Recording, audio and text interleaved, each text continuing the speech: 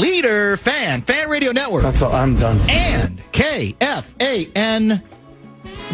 2 minutes and 14 seconds past 3 Central Daylight Time. It is a Monday edition of the afternoon aardvark on a warm, although I think tomorrow is even so supposed to be warmer, weekday afternoon here in the Twin Cities of Minneapolis and St. Paul. Gaardsy, can you check the current dew point? Current dew point is 59. That's borderline muggy? Not incredibly muggy? I think once you get into the 60s, it's more muggy. I think 59 is 59's close. A little muggy. Well, yeah, I mean, I was told by the weather terrorists that today was going to be dry. It's not dry. It might not be tropical. Tomorrow, the heavy heat returns. And then the rest of the week, if the forecast is right, is going to be just beautiful, isn't it? I think a lot of 70s into the weekend. Any chance we can get the Bananas back for an encore or are we back at Target Field this coming weekend, the Twins? I think we're back, and the Bananas, they move on. Here's the question. Based on the most recent Twins road trip, would you rather see more Bananas, more circus? I think that's obvious. Or would you rather see a team that is now continually losing last at bat? Yeah, a lot of walk-offs. Happened again. Another walk-off yesterday. We get taken care of. We're in every game. Moral victory with the best team in baseball, or one of them. But in the end, I think the road trip, we go fashion a 3-6 record, which is not particularly distinguished. That's with winning the first one in Seattle. That's true. That's right. Yeah, so we've lost 6 of 8. We're back home tonight. You got to clear out all the coconuts and bananas from Target Field and Target Plaza because we take on the Orioles tonight. That's right. The homestand starts tonight. I heard that even by Savannah Banana standards, it was as wacky and as slapstick as you could possibly get. We set a record as a fan base. Did you end up finding a way to go? No, but I walked by it twice because I went to both Lynx games this weekend. And so as I'm going to Target Center, I see the craziness. And yesterday they were happening at the same time. So you were really able to see what it was all about. But yeah, we set the record for most foul balls caught for outs, I think. Our crowd, we're a great baseball town. We know baseball. As you know, we bring our gloves. I mean, we know bad baseball. Yes, but the crowd, apparently, we were sniping them. We were snagging them, Yeah. Had one of the greatest catches you'll ever see from one of the players that we've never seen before. This is directly related to what might be the greatest single sentence Lavelle E. Neal III has ever written. Wow. Did you read it today? No, I didn't. That's saying a lot, though. The Lavelle bit, he kind of told us this is what he was going to do. By the way, the afternoon aardvark will run from now until 6:30 tonight. Gaardsy's the producer. My name is Dan Barreiro, former Inkster Wretch, newspaper of the Twin Cities. We have an outstanding lineup of uglydeck.com guests. We'll give you the details on our 2 outstanding guests in just a minute. But he told us, okay, on Sunday, I'm going to do the 2-step, right? I'm going to spend some time going back and forth between chronicling the circus, PT, Barnum and Bailey Circus at Target Field, and Lynx and the Dallas, what are they, the Stars? Wings. Oh, the Wings. Yep. Starring Paige Beckers. Paige comes back home at Target Center. Perfect, right? Great idea. You go back and forth, which he ultimately chronicled.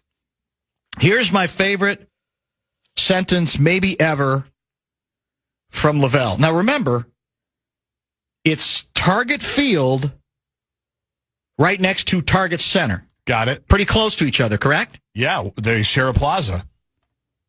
I got some steps in Sunday checking out both events while arriving at this conclusion. The conclusion was Lynx better than whatever the bananas were, as great as they were. And he's not ripping the bananas. How good is that? It's like about a tenth of a block. Now, admittedly, you got to make a few more steps from inside the ballpark to get to the Target Center Skyway, I guess. But who else would possibly use this as an example of, I'm trucking, man. I got my steps in Sunday. I did not take that with you. Both events. How good is that? Do you think he had to stop at like the glove statue at Target Plaza to sit? Or by Carl and Eloise? The Carl and Eloise statue, yes. That's Take really a break. Funny. How good is that? In all honesty, that reminds me, though, of another fan lore story when Meat Sauce and AJ Mansour and others went to one of the food tastings. Yes. And Sauce had just gotten one of the Apple Watches. Yes. And he did one lap around the concourse, and his watch buzzed that he had set a new steps record. So maybe it's not that preposterous. Maybe it's farther than I thought. That's just maybe too there good. are more steps. Should I go down right now? Should I see if Blakemore's here? And should I just go down and count the number of steps from the press box at Target Field to the press entrance at Target Center? It's got to be like 400 steps at most. At most. All right, let's go to the benefit of the doubt. Let's say 700. I got to Google Maps this. So 2,000 steps roughly is a mile. Yes. Right? Yep. You're the walker, so I'll see you. Yeah, in that range. So he went like a tenth of a mile. Okay, maybe a third of a mile. I got my steps in. Oh, my God, that's so good. He's not going to be able to top that. But he might. Because he didn't. Now, he's Lavelle. He will say it was tongue-in-cheek. I don't think he meant it tongue-in-cheek. I think that was his flex. Like, see, I'll show you. I can hang in there. I can stay active with the best of them. All right, from the middle of Target Field, I've got Google Maps up right now. From dead center Target Field, where the arrow is, to mid-court at Target Center is 0.2 of a mile. And that's with having to walk around a little bit. You have to go through kind of the Majestic store, go down 7th, go around to like the Lexus Club entrance to get in. They have it as 0.2 or 0.2 of a mile. Too good. You can barely even see Target Plaza from the overhead drone cam because it's so small. Because it's not that long. Because, I mean, historically, the bit is when a metro area has several worthy sporting events the same day or the same night. We've all done that bit. We've all done that column. It's a good one. It's a good idea. But generally, it's within, I mean, what you try to do is, all right, I'm going to try to go from downtown Minneapolis, let's say for the sake of argument, to Williams Arena for a while, or to, I guess, the Metrodome from Target Center. And then if you're really ambitious and and the timing works out, you say, I'm going to St. Paul. Then I'm going to go to St. Paul to the arena formerly known as the X. That's what you do, I think. The idea being, well, there's some distance there. You still, aren't jogging it. You aren't running it. You aren't walking it. But it makes it feel bigger. Target Field, Target Center is not in the top of my list. Or again, it's fine to do the compare and contrast, but I got my steps in as if, man, this. Well, Ben Gessling is going to be really impressed with what Lavelle did on Sunday afternoon. Now I'm thinking about from the press box, you don't even really have to walk that way. You can walk out the Skyway entrance. Remember, yes. Level 3 of Ramp A. That's true. Very nicely goes to whatever the club is called now. That's a great point. You're right. The press box level. So you can get into that, which is a nice design, by the way. It is. It's well done. So you've got that, and then you go to Skyway, and then you take one left and a right. Oh, it's just too good. And you're already at Target Center. It's just too. That is good. I missed that. Damn good. I'm glad I got to react live, though. That's better. That's actually better. I'm glad that you didn't have to fake that you didn't know it, because sometimes you have to fake for the sake of the bit that you didn't know it, and it's much more spontaneous and organic if you don't even have to lie about it. Are you in panic mode about Kyler Murray? Is that the guess? Everybody. Yeah. I mean, well, basically, Carson doesn't even get a morsel. I mean, why did Carson even want to come back here? That's what I want to know.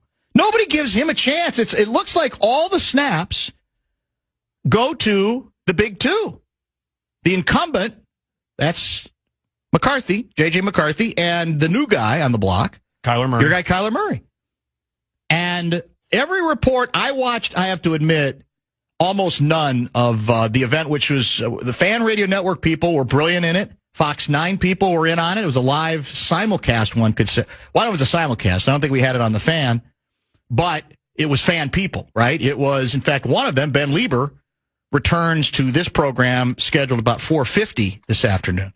And then we expect Johnny Athletic at 5:30. Is that correct? Yes. 5:30 today. I think I wrote the wrong time on the screen. He's 5:30. 5:30, yeah, exactly. So, I watched the pregame. There was some good stuff going on in the pregame, but I didn't see much of the action. But the way everybody describes it, both quarterbacks were awful again. Now, here's what we're back to. We could, I guess, lie to ourselves and say that's how good the defense is going to be this year.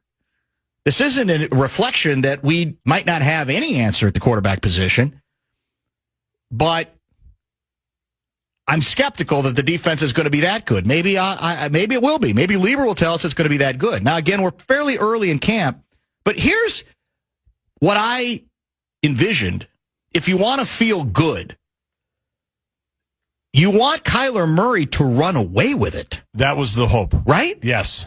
And early in camp, some people said, well, it's clearly one guy's better than the other. Okay. But it sounds like we're in a mode now where he had, I think, 2 more picks. There would have been another. No, would have been a sack if they allowed sacks. I can't recall. But the people who chronicle these things for a living, because that's their obligation, did not come away feeling particularly good, or didn't sound like what they saw was particularly impressive. Now, a number of players sat out, right? The other JJ, Justin Jefferson, was in street clothes. I think a couple of our defensive, I think our number 1 pick. Yeah. The defensive lineman. Scheduled day off. Darisaw as well. Yeah, right? Darisaw as well. So you could do the old, well, not everybody was participating any. So here's my question for Lieber. Was this more of a made-for-TV event than it really was a meaningful practice to get a handle on where are we with this thing, right? Because, I get it. I mean, Fox 9's a juggernaut. Game was on local TV, and it's a nighttime practice, so you want to give it's almost like, it's almost like Monday Night Football, primetime football. But maybe it was all ceremonial on the basis of the way the head coach handled it. I don't know what he's even looking for at this point. Do you? No. Maybe it's all going to come down to the 2 joint practices. Who are we doing them with this year? The Ravens next week. The Ravens? Yep. Okay. We've got our first preseason game this Saturday. This Saturday at noon, right? Yes, against the Giants. Man. So it's coming up quick. As KOC said last night, we've got time, but not a lot of time. Bonus bucks? No bonus bucks this week. Oh, we're taking the week off? All right, well, let's stay right on schedule. I got a lot in the hopper beyond our guest lineup, which does include Ben Lieber. We've got an astute or asinine we want to use. There's a story from the A section I've been wanting to explore for a while. And since we're pretty much guest-free for most of the first 2 hours, we're going to be able to get to a lot of stuff and plenty of controversy as well. Keep the text coming via the Bradshaw and Bryant KFAN text line. Bumper to Bumper with Dan Barreiro on the Fan. From the one.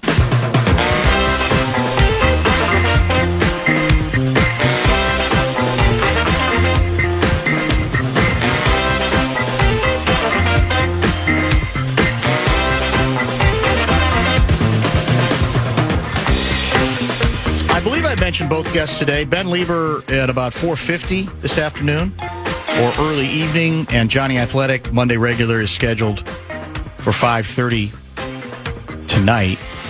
7'15" guy, bitter that we didn't give proper credit to the Minnesota Twins. I think we did talk about them early. Don't mention the Twins playing a very good series against the best team in baseball, probably could have swept. And I mentioned we did discuss the Twins early, and that moral victories are so sweet, aren't they? 715 guy, come on, man. You got to get past that. In a Major League Baseball season, there are a million times that an inferior team plays a better team well. It's the nature of a 162-game season. It's wonderful, but it's not very meaningful. It just isn't. I'm sorry. That can be played both ways, and in the end, they did not get the job done. They needed it done, and they ended up 3-6 on the road trip. It may be impossible for them to eliminate themselves from playoff competition the way everybody else is playing. I don't know. Right. What are we now? We still about a game out of the last wild card spot? Game and a half? Pull it up to be accurate. Or are here. we for all I know, we're in the playoffs. We're a game and a half out. Detroit is ahead of us. That's what I thought. And then the Rangers are the final wild card team. We're tied with the Guardians. If anyone thinks JJ actually has a chance to start, he is delusional. KOC lost all trust with him last year, clearly doesn't like him. Wentz was signed to be QB2. That's an interesting theory that I guess you can't eliminate. That, because the obvious question will be whether JJ goes south when the obvious becomes declared, right? I still don't think it's likely that the Vikings would try to trade him. I agree. I don't think so either. I don't think his value is very high anyway. But it's worth asking Lieber that question, too. Is it possible that the grand plan is... Now, deep down, I think KOC was thinking, if we can get Wentz back, it gives us... our number 3 guy has played the position a lot. We've been in this position before where we've had to go to the 3rd guy who either comes in off the street or is strictly a utility player. Now, you could say Carson at this point is a utility player, but he's got some pedigree to him. So there's 2 ways to look at it, but maybe that theory has some validity. We'll ask Lieber about that a little bit later. You went to... Did you go to both Lynx games Saturday and Sunday? Yes. So, obviously, the story yesterday was Kayla McBride, right? Yeah. WNBA record. All-time WNBA record. She made 10 3-pointers. The Lynx toyed with, they allowed Dallas to kind of hang, then ultimately took control, took care of business, and she was absurd. She's kind of gotten lost a little bit because, obviously, of the Miles arrival. But make no mistake, the element she represents is part of what I think makes the Lynx more dangerous than they have previously been. And I've said this before, I'll say it again.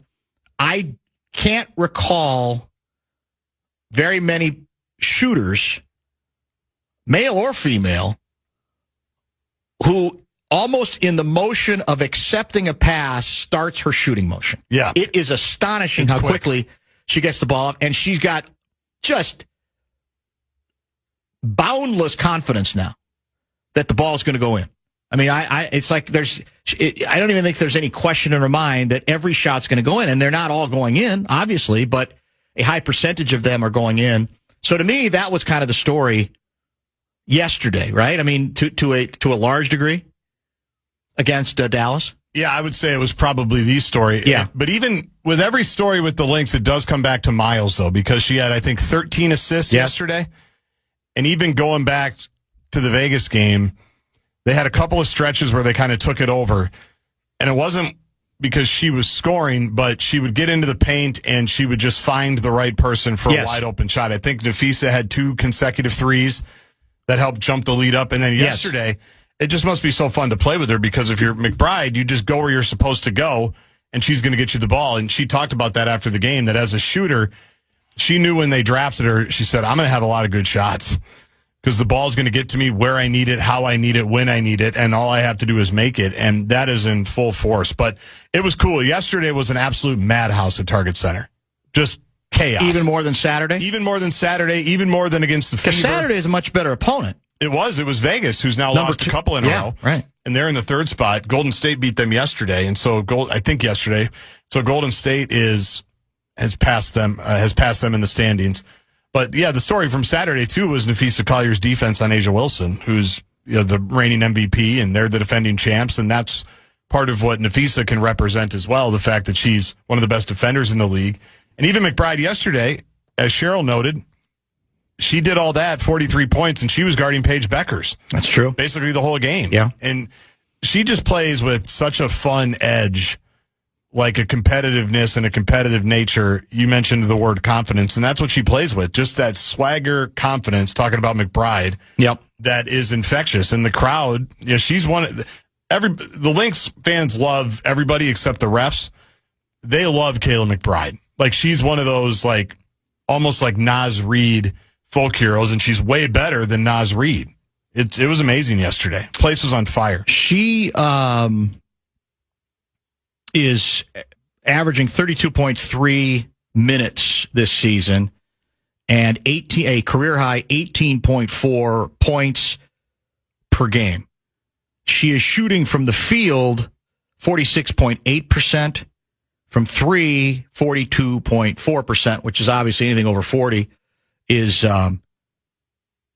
outstanding. Terrific. Now, she only is getting to the line like 3.5 times a game, but she's almost a 92% free throw shooter. And, she's been in the league longer than I guess I realized. She came in the league in 2018.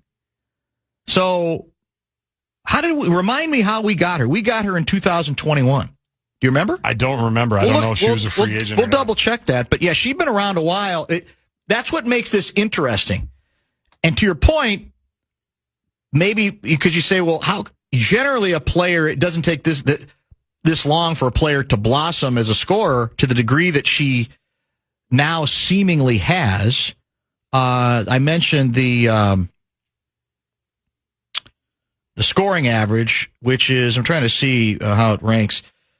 I mean, she's averaged 18.2 points if you go back to Vegas in 2018. But she's at 18.4. That's 4 points more than last year with Minnesota. So she's been a decent scorer. Yes. But she's on another level in terms of this is her best shooting year by far and best three-point shooting season, too. And then you say, what else has changed here? Well, to your point, it's this new point guard has come in. And what do they always say about shooters? If you encourage them, if you have a point guard that says, get open, if you move and get open, I will find you, and they do, then it becomes very easy to be motivated to move better than maybe you've ever moved before without the ball. And I think about, Natasha Howard running to the rim, just sprinting down the floor, and Miles is going to find her. That's why I say it must be so fun to play with her, because if you do the right things, she's going to, most of the time, find you and do the right things. We signed McBride as an unrestricted free agent in 2021. Okay. So, good move. She chose now us. Looking very and good. she could have left this year. She talked about that yesterday. She did. Yeah, I saw that. Saying after they lost, she's like, she likes it here. Why wouldn't she? Yeah. It's got to be a fun place to play. There's no doubt about that. The organization, the whole deal. This is from 612 Gal Marie. Here's hoping you don't continue to be part of the problem and talk more about the on-court basketball and less about the drama. Can tell you many of us longtime fans are tuning out the drama. The weak commissioner and choosing to just focus and enjoy our Lynx as a place of peace. Our fan base is fortunate, fingers crossed, we stay low drama. I would say, Marie, the pledge of this show will be we're going to cover both. Because they're both part of the WNBA story. We can pretend that they're not, but I would say respectfully to Marie, remember, in the most recent bit of drama, it isn't media generated. It's one of the best, one of the most prominent players in the league, Carrington, who, regarding the flagrant two that was it was upgraded from a flagrant 1 to flagrant 2 against Sophie Cunningham, suggested that it was white privilege. So this isn't complicated. If we ignore the other stuff that is raised in some cases by players about the commissioner, about refereeing, whatever the case may be, we're not telling the story of the WNBA. And that gets back to, if you want to leave your bubble and cross over, you have to accept that this is going to be part of the coverage if the stories are real. And they're real. I wish they weren't real, but they're real. Now, does that mean we're going to ignore what the Lynx are up to? I think this segment proves the point. We're not in any way, shape, or form going to do that. And to that extent, you could say the drama here has been less dramatic in that sense than it has been elsewhere. But it's... The pledge here is it's going to be some of both. And I vehemently disagree with the notion that if you cover the other stuff, you're part of the problem. That, I think, lets the individuals who are making those stories prominent by their actions and by their words off the hook. Your frustration, I would say, should be with those individuals who want to continue to make those things the story. And again, if Sophie Cunningham wants to get into what might be called a social issue, it's going to be covered. If you disagree with her position, that doesn't mean it shouldn't be covered. If there are other social issues that players speak up about prominently, and you salute them when they do it, then you're expecting there's going to be some coverage on it. And probably you're not going to be as bothered by it. So to me, it's all in the mix.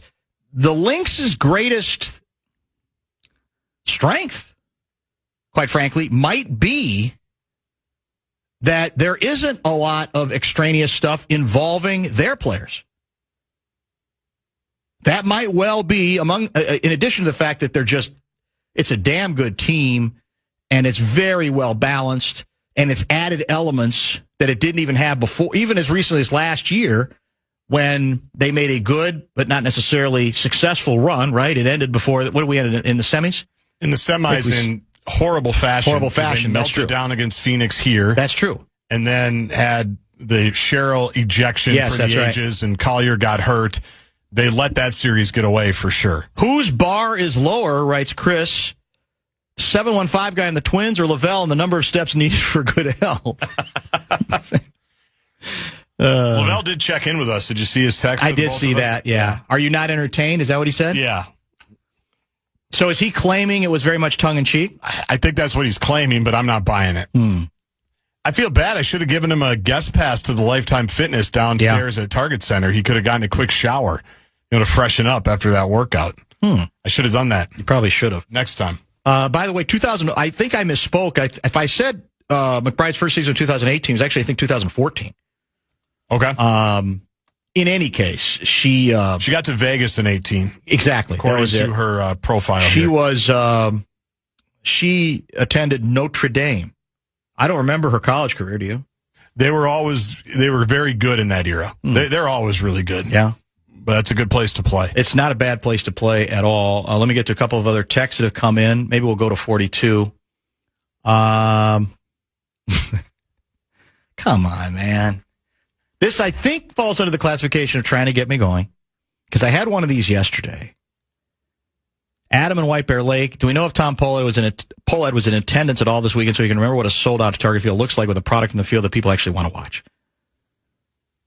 Might have been the only 3 sellouts Target Field had all year.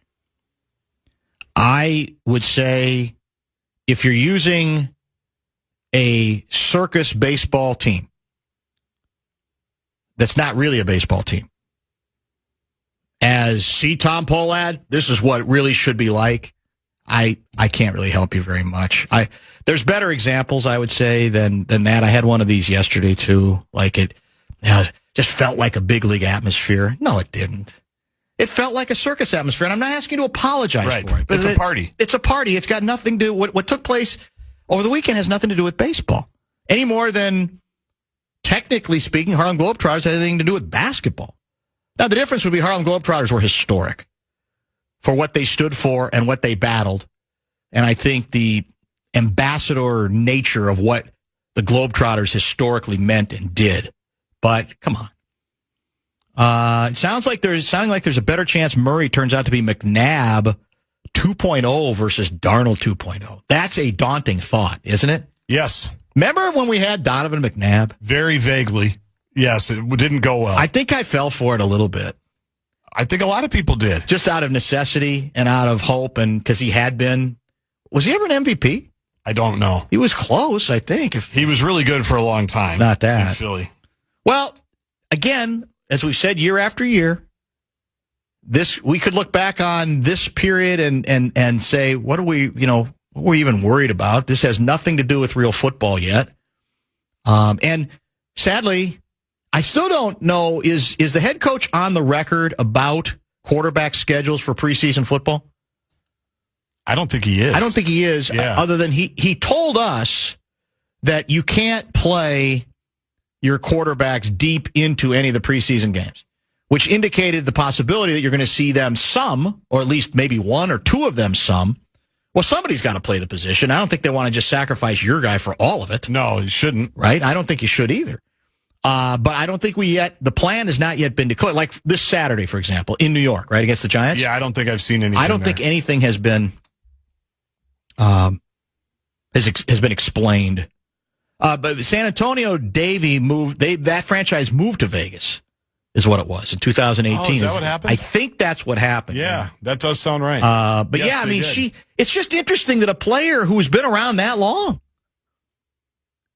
almost feels like she's breaking out a little bit, doesn't it? It is weird because she's been, well, we talked about her like a month ago on TV as someone that we don't talk about enough. And again, there's probably some, and I know this for a fact because one of the tweets I sent out had to do with, imagine you're coaching against the Lynx and you got to deal with Miles, Collier, Howard, and Williams, all All-Stars, and then Kayla McBride's going to pull up and get 43 on your ass. That's it. But naively, not really remembering that she's a 5-time All-Star herself. So I got a lot of hardcores on my ass about that, that I wasn't paying attention. But I think that's part of the reason is like, we haven't been watching. I certainly haven't been watching. I wasn't locked in on the San Antonio Stars all 22. No, 10 I years can't ago. say that I was either. And even now, as into the Lynx as I am, I'm not totally locked in on the league at large. Probably like I should be, but I'd rather just watch the Lynx at this point and see what else comes. But I think she is. I mean, Cheryl even kind of said yesterday she's been slept on nationally, given that she's called her all WNBA player, and the fact that she wasn't an All-Star this year, she thought was a joke. And I have to say, I'd probably agree with her, given they're by far and away the best team in the league, and she's one of the most important pieces on it right now, and has been all year. Yeah, there's no question about that. I'm looking at, I think among active players, too, she's pretty high up the scoring list, isn't she? She just passed 6,000 points. Yeah. I think she passed Simone Augustus, too, all time, which is a lot of points. That is a lot of points, right? It's got to be a lot of points. So she's probably underrated. And games like yesterday will probably, I know she's underrated because I don't think, we certainly didn't talk about her a ton, and other people haven't either because of some of the other stars that they have. I got her now 18th in WNBA history with 6,013 points. That's pretty good. Which is pretty good. Yeah, top 20 all time. And the active, obviously, she's higher than that because a number of the players ahead of her, including Katie Smith, Lisa Leslie. I don't think she's still playing, is she? No, she's not. She's commentating. So yeah, there's several in here that are not even playing anymore. So that means she's even higher on that list. All right. Well, let me get one or two more texts to stay on schedule. We'll go to 42. We'll probably leave the toy department for the A section. Lieber coming up at about 4:50 or so, and then Johnny Athletic is scheduled for 5:30 tonight. Somebody is saying that they believe McBride is the 7th active leading scorer, and that sounds about right. I didn't put the list together, but that sounds pretty close to being true. Doesn't know. If it doesn't work out with JJ, send him to the Chargers. Harbaugh gets his quarterback back. They get Trey Lance as a backup QB. I mean, we've heard this theory offered for like 5 years, ever since Harbaugh got back in, right, to run the Chargers. Yep. And maybe at some point there's going to be something to it. I don't know. But you're going to probably have to give him away then, because he's not going to, as long as Harbaugh has Herbert, right, it's not going to be like correct. McCarthy's going to play ahead of him, right? That's not even a possibility at this point. So just sounds good to say. It sounds good to say. Yeah, so the connection, right, going back to the University of Michigan. One other text here before we go. Dan, why do you say the obvious is declared? JJ played better throughout all OTAs and training camp. The only 2 days when Murray played better were 2 days early last week. Yesterday, Murray was bad, although not great. JJ had some strong moments at times. I just don't see what he's done to earn it. Well, I guess I'd answer it, Dana, this way. I would argue that Kyler Murray has done about as much to earn it as JJ McCarthy did to earn the starting job last year.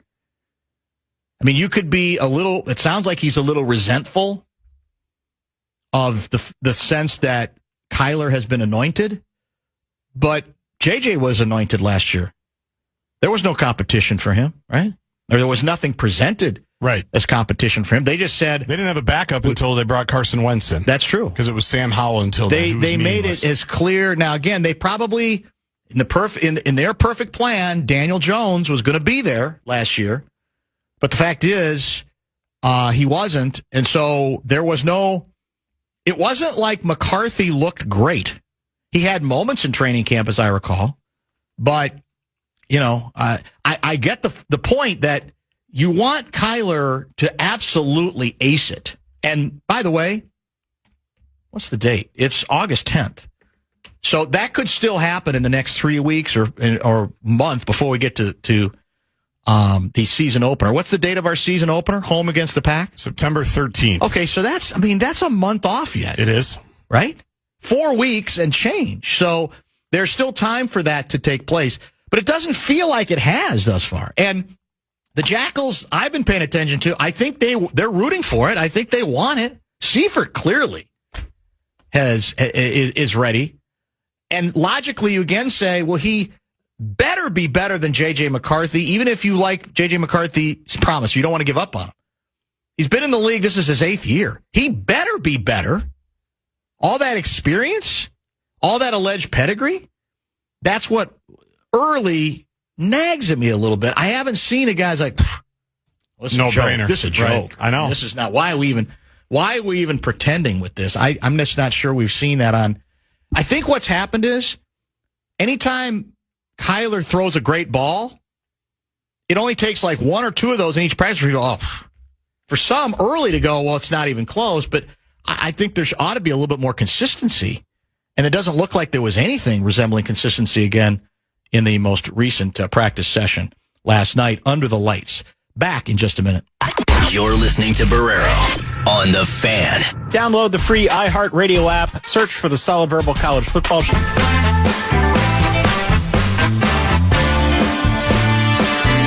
Is Dan Minnesota slipping? Oh, no, why? Well, he sends out each day, kind of today in history, the good and the bad, calamitous and otherwise. Today's a Kurt Rambis day, isn't it? Well, that's the point. He says, to us, nothing calamitous today, then mentions in 2009 Wolves hire Rambis.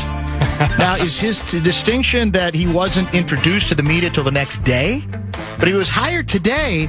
Today is calamitous. Now, you can argue Red Auerbach in his prime couldn't have done anything with the organization. David Kahn, the Meerkat, was in charge. I don't know, show of hands. But Rambis lasted 2 forgettable seasons. Is that all? It feels like so much longer. Had a record of 32 and 132. Oh, my God. That's 50 games under. 195 win percentage.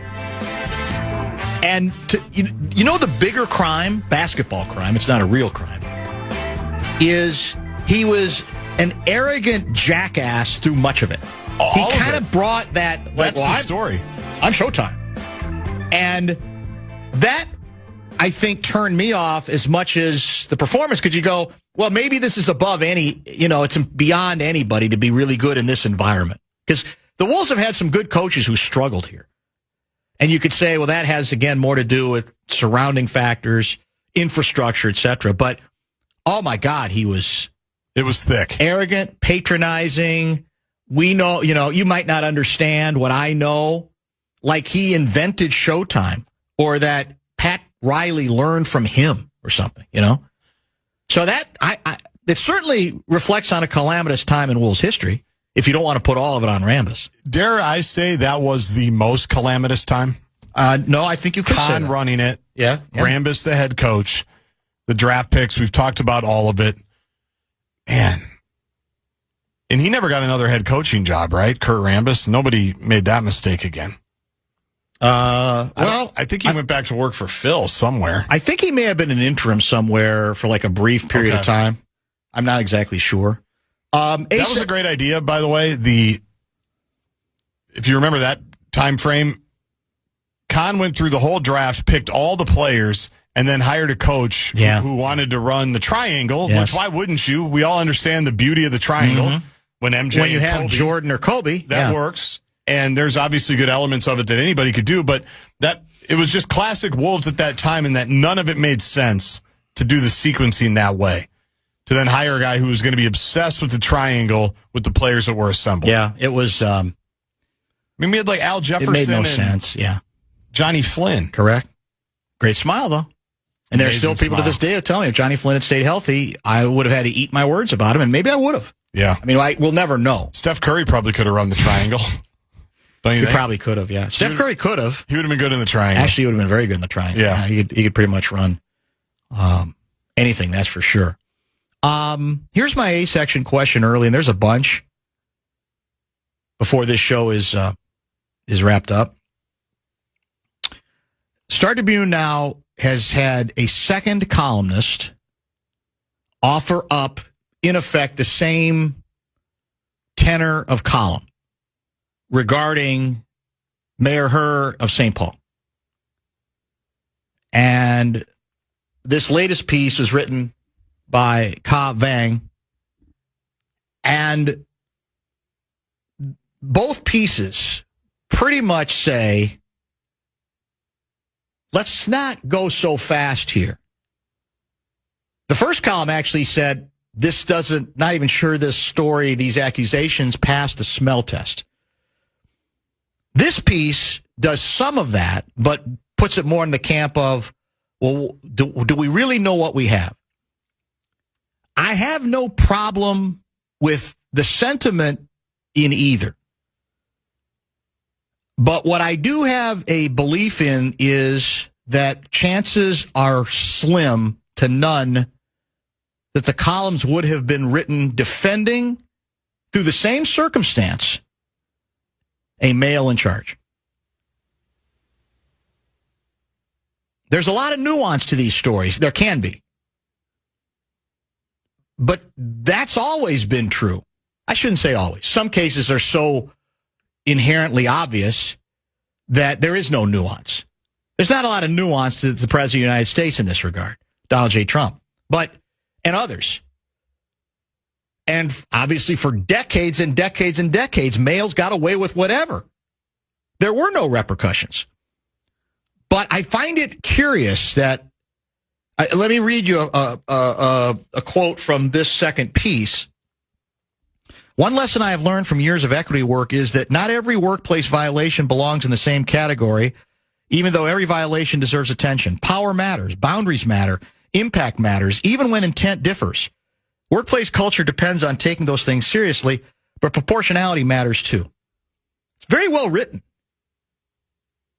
But have we always had the ability to be that nuanced in our thinking at the same point in several other investigations? I like the way one of the letter writers put it, responding. It would have been good to have had these thoughts from a DEI leader when Al Franken was a senator. Now, maybe she would have if she was writing a column then. I don't know. And I'm not here to necessarily defend everything about Al Franken. But if we really believe we need to slow down, and if we really believe, well, not all allegations are equal, then we need to believe it. Whether the individual involved is a woman mayor making history or another man in that very same position or in other positions. That's my issue. It's inconsistency. Here's another quote from, I thought I had it. There was another good quote from her column. Let's see if I can find it. I might have highlighted it. One of the first lessons investigators learn is that allegations are only the beginning of the process, not the conclusion. Investigations exist because facts, context, credibility, and workplace dynamics matter. Good investigations resist the temptation to reach conclusions before all the evidence is gathered. True. But do we always feel as strongly about it, or do we tend to feel more strongly about it depending on how we identify with the individual in charge? And here's the kicker. She writes, beneath Mayor Herr's controversy lies a profoundly human question. Can we permit our leaders to grow, or does every imperfection become a referendum on their entire character? Again, good nuance. This goes beyond the obvious pitchforkian nature of our discourse. But how often do we adhere to that approach? Because, in effect, what the mayor has said so far is she's not even denying some of the stuff. She's just basically saying, well, if I was misinterpreted, then I apologize. I'm cooperating with the investigation. Well, there's a lot of leaders, political leaders in the past, who I don't think have been allowed with, oh, you didn't intend for it to be that way. And it struck me as interesting. That's, like I said, this is the second column going down this road, and it's a perfectly defensible position. But I want to honestly suggest I'm not convinced that the same sort of nuance would have been projected or even offered different individuals. And, you know, I don't want to, like I said, relitigate the Al Franken example. It's a different time, different circumstances. And frankly, I didn't think Al did a particularly good job addressing some of the issues. But there wasn't any discussion about nuance in his case or about, well, what do we really know here? What do we need to find out? It was get the hell out. That's what the Democrats basically say, get the hell out. And maybe there were calls in my former newspaper for, let's slow down here. What do we really have? Is this kind of a kangaroo court situation? Because, you know, the headline is, let's hang on a minute before we cancel the mayor. Was that same approach afforded Al Franken? And there's others across the political spectrum, I think, where that would be the question. So I'm not against the concept in this case, in both of these cases, but I am suspicious and skeptical that we don't tend to hear, depending again on who is accused, that same approach being important and wise and prudent. Top of the hour break. Bradshaw and Bryant, KFAN text line. I mentioned late in the 4 o'clock hour, Ben Lieber will join, and we'll get his reaction to, he was there last night. He was part of the broadcast on Fox 9. And then Johnny Athletic, our Monday regular, will join at 5:30 this evening. We'll get reaction to what we've just been talking about as well in our second hour. We have, I think we're going to make history in the Ode to a Dead Guy. Well, I should back up a little bit.